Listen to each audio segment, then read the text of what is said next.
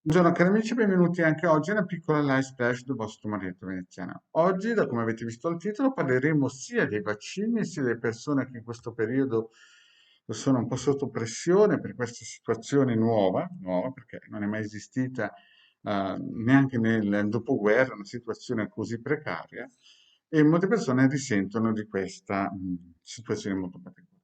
Ma prima di fare questo, il vostro Marietto Veneziano vi chiede di iscrivervi al canale YouTube di Ildegarda, al mio canale, se è la prima volta che passi qui.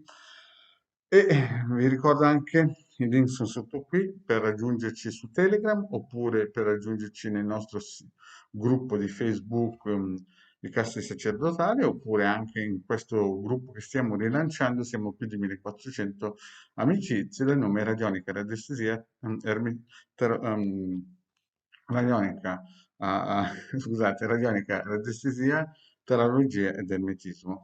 Siamo più di 1400 amicizie. In più abbiamo anche il sito capitano.intervista.org, il link sempre sotto in descrizione per poterci raggiungere, in cui potete scaricare gratuitamente 20 ebook di radionica e radiestesia con tanti di circuiti e spiegazioni. Vi ricordo che ne hanno già scaricato più di 150.000 e il vostro Marietto Veneziano dal 2015 più o meno ha già regalato all'umanità 2 milioni di circuiti radionici, quadranti radiestesici con tanto di istruzione in modo gratuito. E sempre il link in descrizione. In più, qui sopra vedete il numero di telefono per raggiungermi su Telegram se volete un consulto privato a pagamento 20 euro 45 minuti. Bene, iniziamo un po' la situazione che stanno vivendo molte persone che mi contattano, in cui sono un po' ansiose giù di morale per questo evolversi, di questa escalation di questa situazione che è nuova, non è mai esistita, almeno che io mi ricordo, a parte l'austerity in cui quando ero piccolino si andava in giro in patti di domenica che le macchine non potevano andare, ma questa situazione molto particolare che sta attanagliando l'Europa, il mondo, ma soprattutto questo periodo l'Italia. Sembra che in Italia ci sia una grandissima pressione. E queste persone che mi seguono, che mi contattano, che hanno questi momenti non di panico, non direi di paura, ma di ansia, di incertezza. Iniziamo un po' da lontano, però prima di fare questo vorrei ricordarvi anche che noi abbiamo in Italia un settore di cui si occupa della medicina, infermieristico, di medici di grandissimo spessore, medici che sono sul fronte, che lavorano 18 ore al giorno, infermiere che saltano i pasti per poter prodigarsi e aiutare il prossimo e chapeau per queste persone che lavorano nell'oscurità, non si vedono alla televisione, ma sono il pilastro portante che stanno difendendo l'Italia in questo momento. Quindi bisogna essere consci che c'è un settore statale che sta dando il 150% di quello che nessun altro nel settore statale, parliamoci chiaro, ci sono delle eccellenze in questo. Chiaro che poi ci saranno settori infermieristici un po' claudicanti, ma tutto il resto di queste eccellenze italiane ce lo invidia tutto il mondo, questo è chiaro. Ma prendiamo un po' il discorso da lontano, guardiamolo in senso generale cosa sta succedendo, no? Prima di tutto, sempre il Marietto ha sempre detto che dal 2029 sarebbero cambiati certi equilibri a livello mondiale, no? Lo diceva già nel 2012, 2013, 2014, 2015 e via dicendo. L'ha sempre detto per il semplice fatto che gli era stato mostrato. Oggi noi abbiamo iniziato a entrare in questa fase, no? Che era già scritta, visto che l'avevo già visto quando avevo 15 anni, adesso ne ho 58. E quindi noi siamo in questa transizione, no? E dobbiamo sapere alcune cose. E io incomincio il discorso un po' da lontano, incomincio a parlare un po' di militaria, per riuscire a capire, inquadrare un po' il discorso, per rinforzare quelle persone che ci seguono, di star sicuri che in Italia noi abbiamo, come si suol dire, delle persone che ci curano, ci vogliono bene, a parte gli infermieri, i medici che sono sul fronte, ma anche alcuni settori della militaria, che è un fiore all'occhiello a livello mondiale, abbiamo dei militari eccezionali, forze dell'ordine eccezionali, no? E qui lo dico e lo ripeto, no? Perché il Marietto è chiaro in queste direzioni. Allora, partiamo un po' da lontano. Allora, il più giovane generale della storia delle militari è stato Napoleone. Napoleone a un certo punto ha creato questo impero, è stato il più giovane di 26 anni, era già generale. Era un genio, era proprio un genio, no? Napoleone è nato con del karma e effettivamente a livello militare era un genio. Ed è andato in Russia e ha perso. Un altro generale, questo era un genio del 1900, no? Del secolo del 1900, un altro generale che è stato un genio, no? È stato un genio, era il più forte generale del XX secolo, è stato Heinrich Himmler, il famoso Heinrich Himmler che ha costruito le SS, i servizi segreti, la Gestapo e quant'altro. In 7-8 anni ha trascinato la Germania da una nazione che era una nazione mendicante a essere la prima potenza come Stato militare al mondo in 7-8 anni. Quindi è chiaro che bisogna dare atto che quest'uomo era un genio a livello militare e in più era anche un esoterista e non da poco. E il Führer, no? Il Führer, che era anche lui un personaggio notevole di spessore, però dietro aveva chiaramente questi personaggi che nella militaria del 1700 questi personaggi tipo Henry Himmler, anche se era un generale, venivano definiti Bertoldo. Il Bertoldo era il genio che guidava il generale. In questo caso c'era il Führer, dietro c'era questo grandissimo personaggio. Il capitano degli Alpini, ad esempio, mi diceva che davanti a Heinrich Himmler tutti tremavano, tutti i generali del mondo tremavano perché Heinrich Himmler era il più grande, il più potente, il genio per eccellenza del militare. Ha perso perché aveva contro tutto il mondo, no? Ma questo genio perché è andato in Russia? Perché una mia amicizia mi dice, ma perché i russi dovrebbero attaccarci?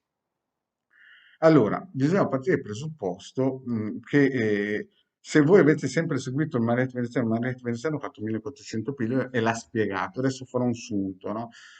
Nel 600 d.C., diciamo così, una tribù si chiamava Sarmadi, no? Samaritani, chiamatelo come volete, ha perso contro i giudei, sono scappati negli Urali, si sono uniti con i maghi neri degli Urali e quindi hanno creato questo gruppo esoterico nascosto che si chiamano Ashkenaziti, un ramo, diciamo così, adesso stringo. E quindi con l'aiuto della magia, con l'aiuto dell'esoterismo nero, hanno creato quello che in questo momento sta guidando il mondo. Ed è per quello che geni militari come Napoleone, come Henry Himmler, a un certo punto della loro esistenza, hanno deciso di andare a cercare di sgominare queste strutture che sono negli Urali, sono sottoterra negli Urali. No? Io avevo già spiegato che là c'è una regione grande come la Sicilia, sottoterra, con dei campi di concentramento. Loro hanno delle conoscenze esoteriche importantissime, però Henry Himmler ci ha tentato. Bisogna dire anche che alcuni libri di esoterismo che oggigiorno si vedono sul mercato, magari con altri nomi, sono stati scritti da Henry Himmler e poi a memoria postuma sono stati, per farli stampare, hanno usato nomi di altre persone. Bene, ma cosa c'entra questo col vaccino? C'entra perché il vaccino chiaramente, sicuramente una parte viene giù dal cielo e Dio, insomma, diciamo così naturale, ma una parte molto probabilmente non viene solo giù dal cielo, ma diciamo che una spallatina è stata data, no? E quindi questa spallatina che è stata data, no, diciamo che sta mettendo in ginocchio uno Stato come l'Italia che, voglio ricordarlo, nel 1990 più o meno è arrivata a essere la quinta potenza economica mondiale. Lo ripeto perché forse non è chiaro. Nel 1990 l'Italia era la quinta potenza economica mondiale e abbiamo perso la guerra e la Germania era la terza. Quindi capite che abbiamo perso la guerra e siamo diventati la quinta potenza economica mondiale e chiaramente davamo fastidio sicuramente a molte persone.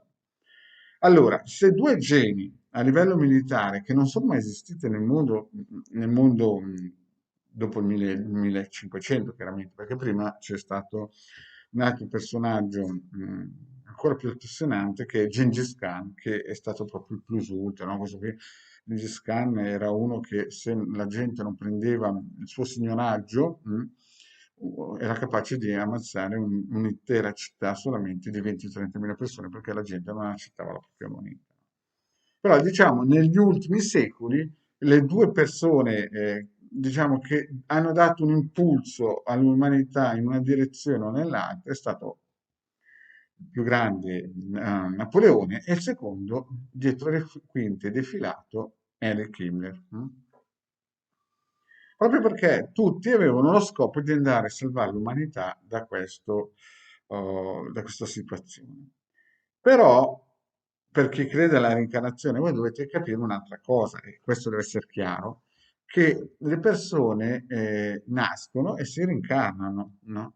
In Italia si sono rincarnati anche Ashkenaziti, e se noi siamo riusciti ad arrivare a essere nel 1990, dopo aver perso la seconda guerra mondiale, la quinta potenza economica mondiale, è perché qualcuno li ha fermati queste rincarnazioni si sono rincarnate in Italia. Certo che poi in quel momento lì, quelli della mia età, del baby boom, si ricordano il mostro di Firenze, le Brigate Rosse, ci sono stati dei fuochi d'artificio che hanno un po' offuscato questa guerra fredda che c'era effettivamente. In più nascevano in Italia persone che nascevano, si rincarnavano dall'altra parte, venivano di qua e in un modo o in un altro sono state fermate. Adesso non è che dico che l'Italia è sotto attacco, non dico che l'Italia è sotto attacco, ma diciamo che c'è una grande pressione per indebolire l'economia italiana.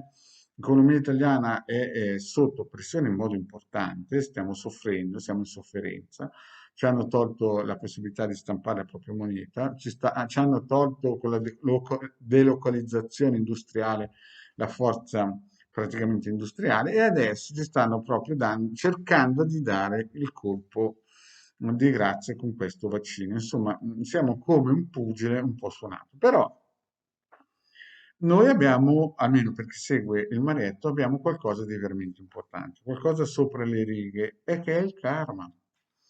Capite? Quindi tutte quelle persone che vedono questo vaccino come l'anticristo, come quello che ti toglie l'aura, tutte quelle cose lì, un po' del New Age, un pochettino